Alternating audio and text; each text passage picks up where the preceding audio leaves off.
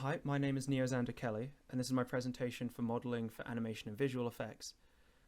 My first task for teaching block 1 was making a robot. We were given two authors or publishers.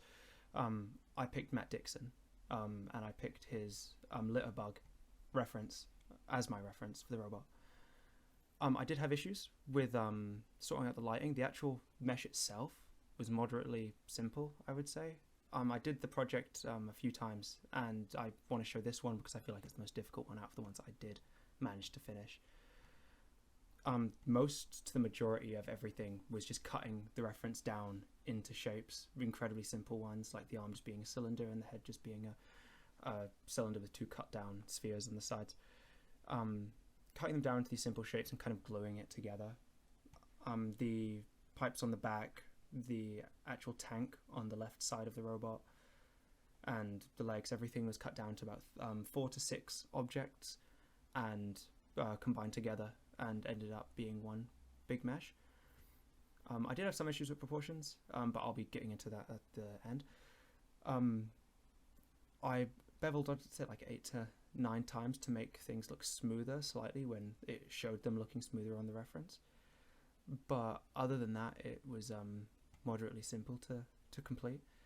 The lighting was one thing that I did find moderately tricky because I tried to get a mesh light. So I got I scaled a cube to cover where light should be coming from, and I made a mesh light, but it wouldn't actually emit any light. It would just glow. So that's what the orange glow in the final finished version is.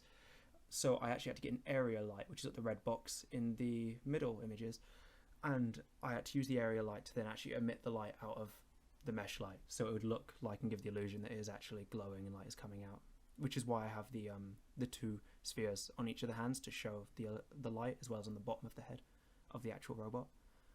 I'd say this was a good task for me to get back into Maya as a software that I haven't used in a while. And yeah, onto the second task, which is the fantasy still life.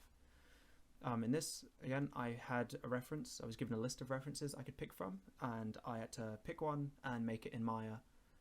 Lucky enough, one of them was the candle and skull I needed to use ZBrush to properly make, because sculpting in ZBrush is a lot easier than it is in Maya, and I'm very familiar with using ZBrush as a software.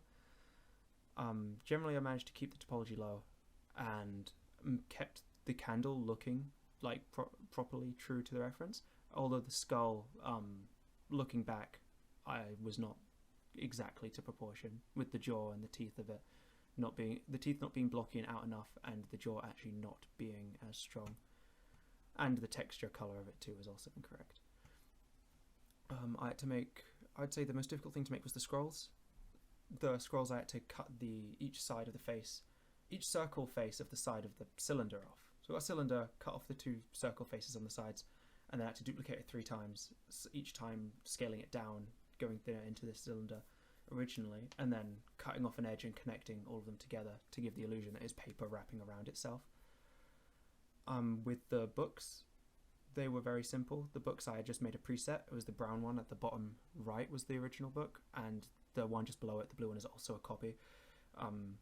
I would then make about 3 more, which are the ones on the table, and I would then edit them and extrude them and try to get them to the right proportions, which I did find very difficult because it also, messing with the book also kind of messed with the UV editing part. I didn't UV edit beforehand, but when I was UV editing afterwards to get it into Substance Painter to texture it, especially the book on top that I had to manually draw on, it was tricky to get everything done properly.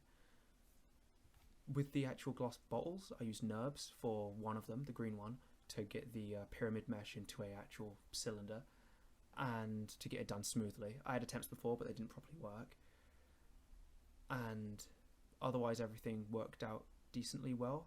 But onto what I have next is proportions. I definitely struggled at getting proportions right throughout this entire project. In the actual reference up here, when I was looking over my work after my Christmas holidays, I saw the skull is not to the right scale in comparison to everything else. The actual glasses are not to scale with each other. The dagger is meant to be closer towards the camera and bigger. The coins are meant to be wider and less reflective but brighter. The actual text on the books I didn't get properly correct, and the actual scale of the table makes everything look off in comparison to the actual reference, and that is something that I intend on improving on. But yeah, that has been my presentation.